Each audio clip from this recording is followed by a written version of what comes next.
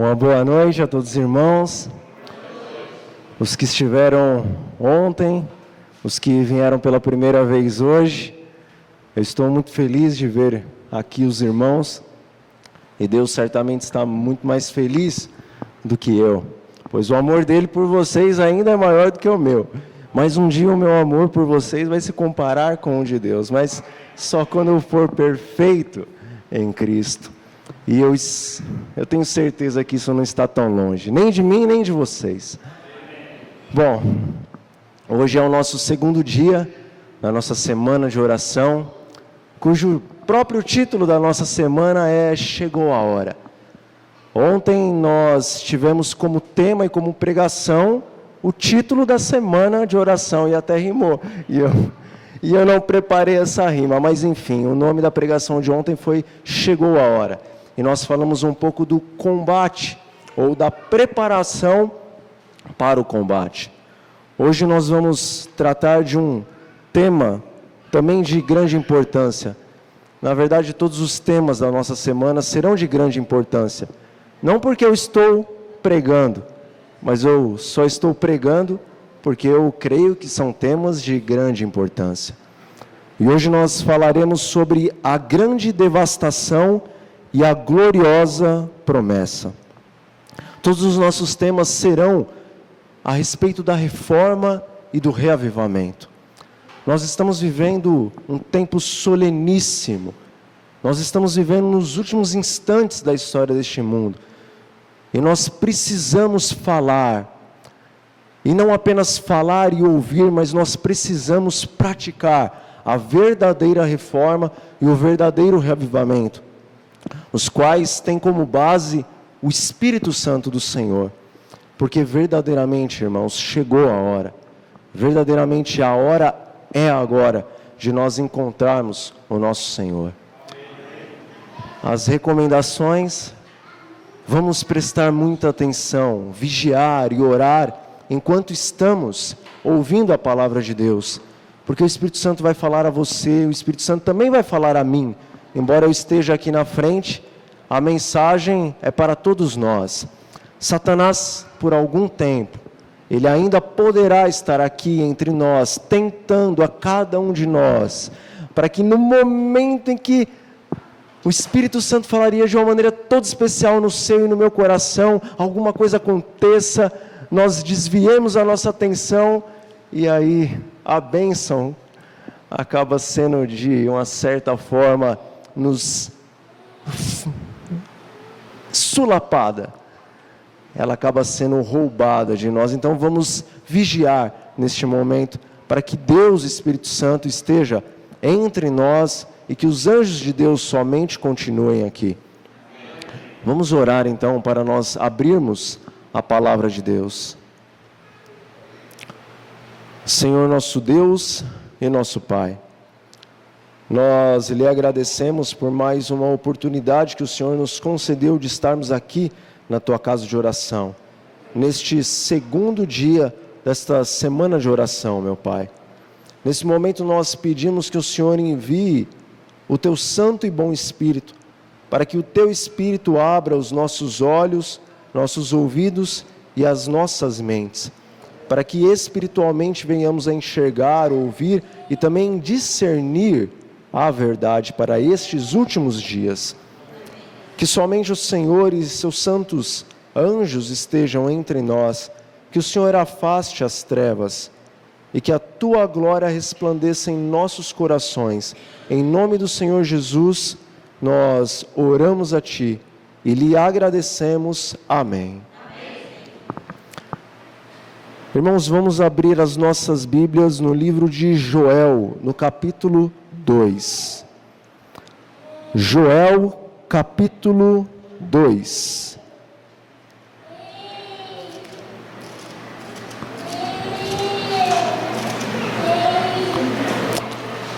Joel, capítulo 2, nós vamos ler os versículos 1 e 2, 12 e 13, 15, 16 e 17. Mas eu vou orientando os irmãos para que consigamos juntos fazer a leitura. Joel capítulo 2, vamos iniciar pelo versículo 1 e o versículo 2. Tocai a trombeta em Sião, e dai voz de rebate no meu santo monte. Perturbem-se todos os moradores da terra, porque o dia do Senhor vem, já está próximo. Dia de escuridão e densas trevas, dia de nuvens e negridão. Versículo 12. Ainda assim, agora mesmo, diz o Senhor, convertei-vos a mim de todo o vosso coração, e isso com jejuns, com choro e com pranto. Rasgai o vosso coração, e não as vossas vestes, e convertei-vos ao Senhor vosso Deus, porque Ele é misericordioso e compassivo, e tardio em irar-se, e grande em benignidade, e se arrepende do mal. Versículo 15. Tocai a trombeta em Sião, promulgai um santo jejum, proclamai uma assembleia solene, congregai o povo, santificai a congregação, ajuntai os anciãos, reuni os filhinhos e os que mamam, saia o noivo da sua recâmara e a noiva do seu aposento. Chorem os sacerdotes, ministros do Senhor, entre o pórtico e o altar, e orem. Poupa o teu povo, ó Senhor.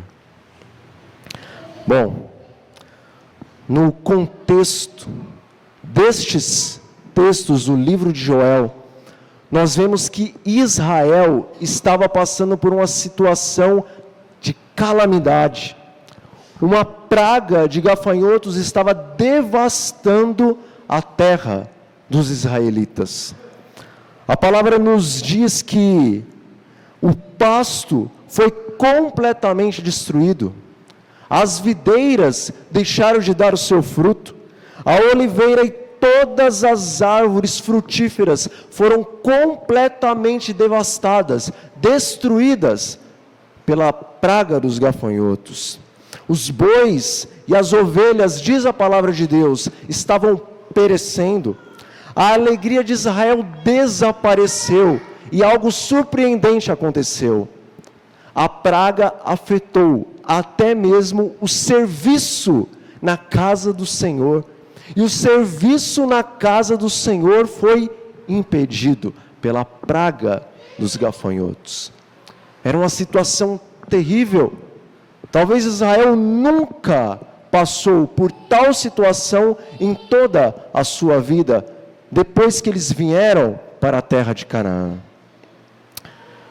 Nos nossos dias, nos dias em que nós estamos vivendo, algo semelhante está acontecendo ao povo de Deus. Algo semelhante ao que aconteceu no antigo Israel, está acontecendo no atual Israel de Deus. Os gafanhotos invadiram a nossa igreja. E eles estão espiritualmente destruindo tudo o que eles podem e tudo o que eles veem pela frente. O gafanhoto cortador, assim como na antiguidade, o gafanhoto cortador também entrou em nossa igreja, nos nossos dias. Ele entrou em nossa igreja e ele tirou de nós o desejo de orar. Ele tirou de nós o desejo, a alegria, a satisfação de ler a palavra de Deus, o espírito da profecia e os livros inspirados dessa igreja. E assim, ele conseguiu cortar quase que 100% a ligação dos adventistas do sétimo dia com o seu Deus, com o Altíssimo. O gafanhoto migrador também entrou em nossa igreja, e ele tirou de nós a modéstia cristã, ele tirou de nós a reverência, ele tirou de nós os bons costumes cristãos, ele tirou de nós a simplicidade de vida, ele tirou de nós o discernimento espiritual, e ele fez migrar do mundo para a igreja a moda. Ele fez migrar do mundo para a igreja o amor pelo dinheiro, o amor pela fama. Ele fez migrar a contenda para dentro da igreja. E ele fez migrar para cá todos os costumes pagãos que há lá fora. O gafanhoto devorador também entrou em nossa igreja. E ele devorou o nosso interesse para com o trabalho missionário. E por fim, o gafanhoto destruidor entrou também em nossa igreja, em nossas fileiras. E ele destruiu a união da nossa igreja, a união de um irmão para com o outro. Ele destruiu o amor entre os próximos. Essa é a nossa situação espiritual. Este é o momento que nós estamos vivendo nos nossos dias. Essa é a realidade espiritual que Apocalipse capítulo 3 manifesta com relação à igreja de Laodiceia. Em uma linguagem poética, em uma linguagem ilustrativa, eu convido agora os irmãos a nos lembrarmos de uma realidade de um século e pouco atrás. Esta realidade é a nossa, nos nossos dias, a invasão dos gafanhotos. Mas eu convido os irmãos agora para nos lembrarmos do tempo de Filadélfia. Não do período de Laodiceia, mas do período de Filadélfia. No período dos mileritas e dos primeiros adventistas. Foi-se o tempo da igreja em Filadélfia, onde os campos do Senhor eram verdes e viçosos, e onde o gado nele pastava. Foi-se o tempo de Filadélfia, tempo em que o Israel espiritual de Deus regozijava-se com deliciosos frutos colhidos nas esplendentes árvores plantadas no jardim do Senhor. Foi-se o tempo de Filadélfia. A praga devastou as douradas searas de trigo. Em um só dia devastou toda a plantação de cevada. Foi-se o tempo em que o povo de Deus em Filadélfia ordenhava saudáveis e custosas vacas, e do seu saboroso leite saciavam-se a si mesmos e também podiam distribuir fartamente a todos aqueles que a eles se achegavam. Passamos para o período de Laodiceia. Passamos para o período do povo do juízo. Período em que o povo do juízo presunçosamente, ainda que inconscientemente, sente-se que já está julgado e que já está absolvido, porque nós dizemos em nossos corações que somos ricos e somos abastados, e que de nada nós temos falta. Tal presunção, tal confiança em nós mesmos, ofende o nosso Deus.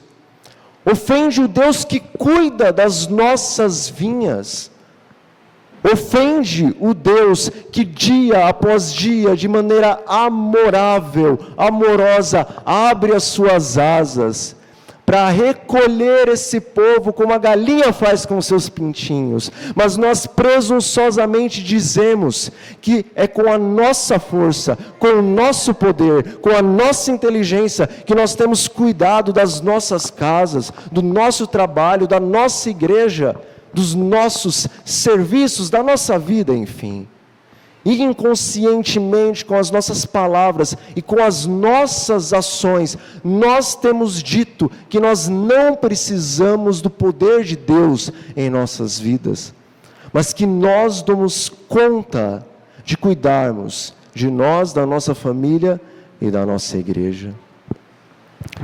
Tal atitude faz com que a presença de Deus gradativamente vai se afastando dos corações dos seus filhos e por fim de sua própria igreja, permitindo assim que o seu povo permaneça tão somente numa forma religiosa, mas a glória do Senhor, ela vai deixando a casa de Israel.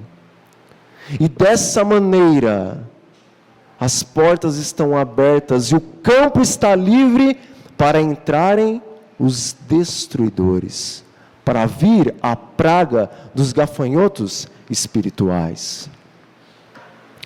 Irmãos, nós vivemos uma situação de praga espiritual, diferente da situação que os israelitas viveram lá no passado, com a praga literal de gafanhotos, por causa do pecado que eles estavam cometendo, por causa do afastamento do Deus de Israel.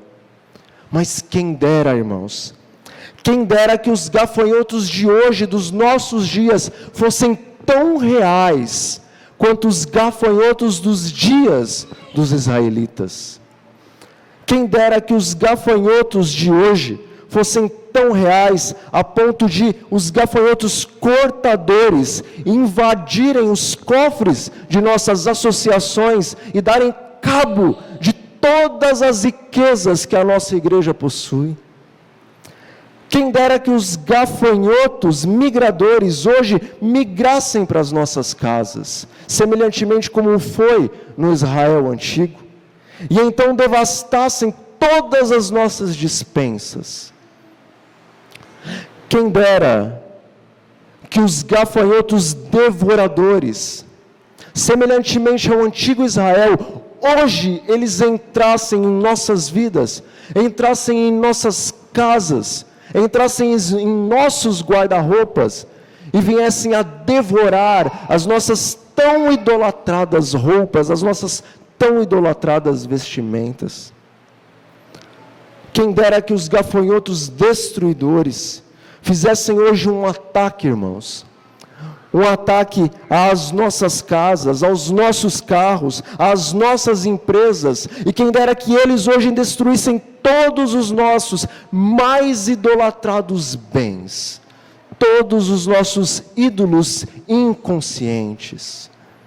Talvez assim, se nós fôssemos despojados de toda a nossa segurança neste mundo, talvez alguns ou muitos de nós nos lembraríamos que nós temos um Deus que é todo-poderoso, e então, como os antigos israelitas, nós nos humilharíamos na presença desse Deus e buscaríamos a sua face, para que o nosso Deus nos ouvisse do céu, como ouviu os antigos israelitas, e fizesse cessar a praga, e então renovasse, sarasse a nossa terra, os nossos corações. Quem sabe, irmãos, se nos fosse tirada toda a segurança terrena, nós reconheceríamos que nós temos um Deus que é tudo em todos e que é tudo para todos, e que é a nossa rocha, e que é a nossa segurança, e que é o nosso porto seguro, e que é a nossa vida. Porque Paulo, certa vez, ele disse: enquanto eu viver, eu viverei por Cristo, mas se porventura eu morrer, ora, para mim é lucro que venha a morte. Paulo tinha a sua vida, a sua mente, o seu coração em Cristo. E Deus está nos chamando para sermos Paulos modernos. Quem sabe, se nós fôssemos despojados de todos os nossos ídolos, tomaríamos uma decisão em nossas vidas de não mais dizermos em nossos corações que somos ricos e abastados e que de nada temos falta. Chegou a hora de nós compreendermos, irmãos, que aos olhos de Deus nós somos miseráveis, pobres, cegos e nus. Às vezes, por repetirmos várias e várias vezes as mesmas palavras, elas se tornam sem sentido. Quando a mulher fala demais que ama o marido, sem estar falando com o coração, ou quando o marido fala muito que ama a mulher, sem estar falando de coração, a palavra amor se torna banal, ninguém mais sabe o que é amor. Quando nós escutamos duplas sertanejas cantando sobre um amor o qual não existe, a verdadeira palavra amor perde o seu sentido. Quando o povo de Deus repete várias e várias vezes que somos miseráveis, pobres, cegos e nus, nós já não entendemos mais o que é isso. Mas Deus nos convida a olharmos no espelho e nos enxergarmos o que é ser miserável. O que é ser miserável? Miserável não é ter alguns trocadinhos para comprar o pão de cada dia, para fazer uma refeição, talvez, ou duas. Miserável é alguém que está numa situação deplorável, foi abaixo da sarjeta. Não sei se eu tenho exemplos de miseráveis, mas talvez se nós voltássemos os nossos olhos para as partes mais pobres do continente africano, talvez entendêssemos um pouco o que é ser miserável. Deus fala que nós somos miseráveis, estamos pobres, estamos cegos e estamos nus. E nós temos que meditar nessas palavras, porque somente assim reconheceremos quem nós realmente somos. E então poderemos abrir os nossos corações a Deus, confessando os nossos pecados e recebendo dele o perdão e o poder para deixarmos de viver essa situação. Triste, irmãos, é a situação de Laodiceia. Ela é infeliz. Ela vive em um estado de depressão profunda. E quando o médico dos médicos, que é Cristo Jesus, examina a sua igreja, ele diz: minha filha, você está em um estado lamentável e perigoso. Mas Laodiceia, aos seus próprios olhos, ela não consegue se enxergar feliz, e ela pensa infeliz, e ela pensa que ela é a igreja mais feliz do mundo, e fica difícil de reconhecer que nós somos depressivos espiritualmente. Laodiceia está em estado deplorável de miséria, mas em sua cegueira paranoica, ela pensa que ela é muito potentosa, ela pensa que ela tem tudo e que nada lhe faz falta. Há muito tempo, Laodiceia perdeu quase 100% de sua visão espiritual, mas ela acha que ela nunca esteve enxergando espiritualmente tão bem quanto nesses dias. Afinal de contas, nós temos a Bíblia e o Espírito de profecia, e eu sei dar estudos sobre as 2.300 tardes de manhãs, eu tenho discernimento espiritual. Esse é o pensamento de Laodiceia. Laodiceia tem andado nua pelas ruas, meus irmãos, deixando a sua vergonha aparecer para todos os que estão a olhando. As nações estão caçoando de Laodiceia, mas ela não enxerga que ela está nua. E presunçosa e orgulhosamente ela olha para os que zombam dela e diz: eu estou vestida com a justiça de Cristo, eu tenho a verdade presente. Essa é a nossa situação. Pobre Laodiceia, diz a palavra de Deus, quem dera ela fosse quente ou fria, mas porque ela é morna, e nem é quente, nem é fria, e nem consegue enxergar a sua situação, o Deus de infinito amor, o qual a chama de menina dos seus olhos, ele está quase a ponto de vomitar a parte indigesta de Laodiceia. Mas por que Laodiceia não consegue enxergar a sua condição? Por que, meus irmãos, que nós não conseguimos enxergar a nossa condição, ainda que ela esteja descrita na Bíblia e no espírito da profecia? Por que os nossos olhos andam como que vendados, sendo que nós temos tanto conhecimento em nossas mãos? E a resposta é porque o homem, ele não vê como Deus vê. Laodiceia ela vê prédios da associação muito luxuosos. Laodiceia, ela vê centros de treinamento bem equipados. Laodiceia, ela vê casas publicadoras trabalhando a todo vapor. Ela vê pilhas e mais pilhas de livros, de folhetos, de DVDs, de CDs, de todo tipo de material missionário.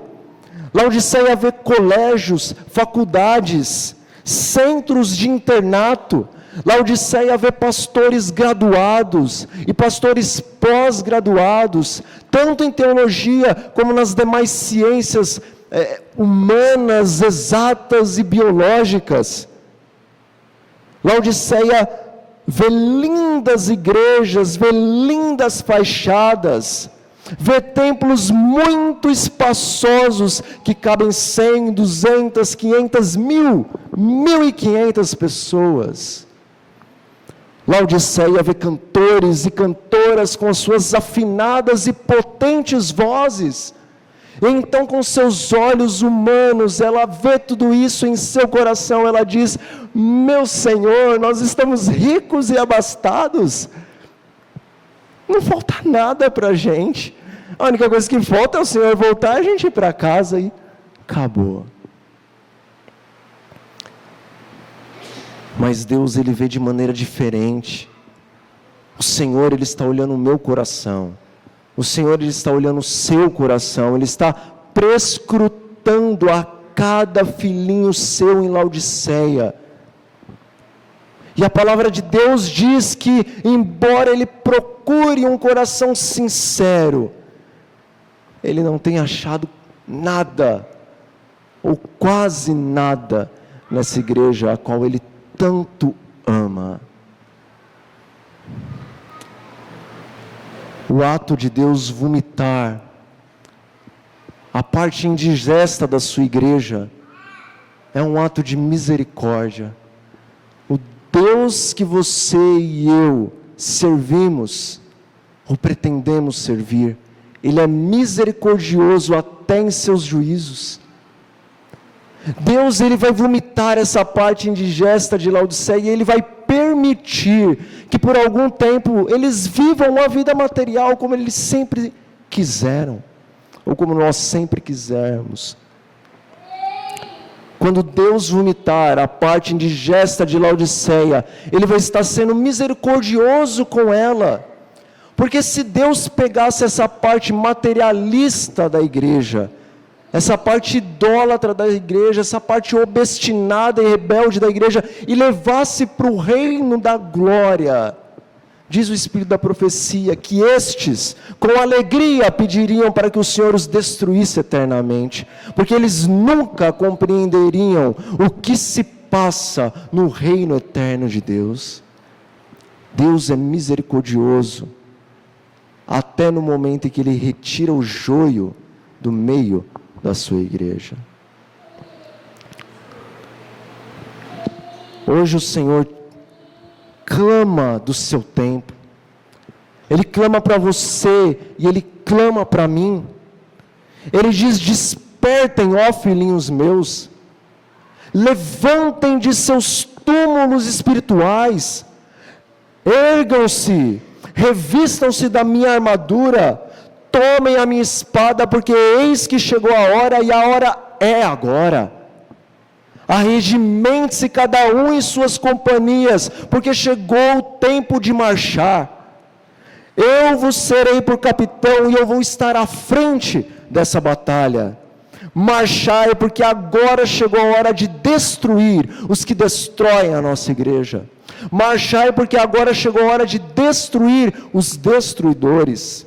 Rasguem o vosso coração na minha presença, arrependam-se de seus pecados, roguem dia e noite, noite e dia, pelo meu Espírito, pela plenitude da chuva temporã, pela plenitude da chuva serôdia. E o Senhor, o Deus Todo-Poderoso, jura pelo seu próprio nome, que depois disso acontecerá, que Ele derramará o seu Espírito sobre toda a carne. Os vossos filhos e as vossas filhas profetizarão, os vossos velhos sonharão, e os vossos jovens terão visões, até sobre os meus servos e sobre as minhas servas derramarei o meu espírito naqueles dias. Mostrarei prodígios no céu e na terra, e acontecerá que todo aquele que invocar o nome do Senhor será salvo. Eu insisto que chegou a hora, meus irmãos, e a hora é agora, e Deus está te convocando e me convocando para fazer parte desse exército. Você não nasceu para ser um cristão medíocre, você nasceu para ser um troféu nas mãos de Deus. Dentre os 7,5 bilhões de pessoas que existem nesse mundo, você e eu somos um grupo especial, que Deus nos chamou para sermos semelhantes em caráter a Ele. O Senhor levantará dessa igreja um povo como nunca se viu e como jamais se verá. Um povo forte e poderoso, um povo que se arremete contra lanças, diz o livro de Joel, um povo que sobe os muros, que invade as janelas. Aonde este povo passa, em sua frente é como Éden, mas atrás dele é como um ermo, porque ninguém pode resistir a este povo, e o fogo consumidor do Senhor vai à sua frente. Você foi chamado para ser o povo dos últimos dias. Levanta-te, irmão, levanta o teu rosto, o teu Deus está voltando. Já podemos sim ouvir os passos de um Deus vitorioso, que marcha para vencer aquele que já está vencido. Em nome do Senhor Jesus, não desistamos. Nós vamos cantar um hino, mas antes eu convido os irmãos para que se levantem. Vamos fazer uma oração, pedindo a bênção de Deus, pedindo para que o Senhor nos reforme, pedindo para que o Senhor nos reavive, pedindo para que verdadeiramente sejamos o exército do nosso Deus nos últimos dias. Oremos. Senhor nosso Deus e nosso Pai, eis aqui a tua igreja, eis aqui a menina dos teus olhos, eis aqui a aquisição do sangue do teu amado Filho. Não desista de nós e não nos deixe desistir de ti, meu Pai. Pelo contrário, revela-nos as nossas falhas de caráter, coloca em nós a tristeza que leva ao arrependimento e que gera assim a salvação. Então, Pai, dai-nos a promessa do teu Espírito, conceda-nos os frutos do caráter do Senhor Jesus Cristo, para que nesses dias saiamos com os nossos rostos resplandecentes, a iluminar o mundo com a nossa consagração e com a nossa santidade, a qual o Senhor nos conferirá, para que possamos chamar os que estão em Babilônia e no mundo, para virem para o aprisco verdadeiro do Senhor. Em nome do Senhor Jesus, escuta-nos e atenda-nos de acordo com a tua vontade, é o que nós lhe pedimos e é o que nós lhe agradecemos. Amém.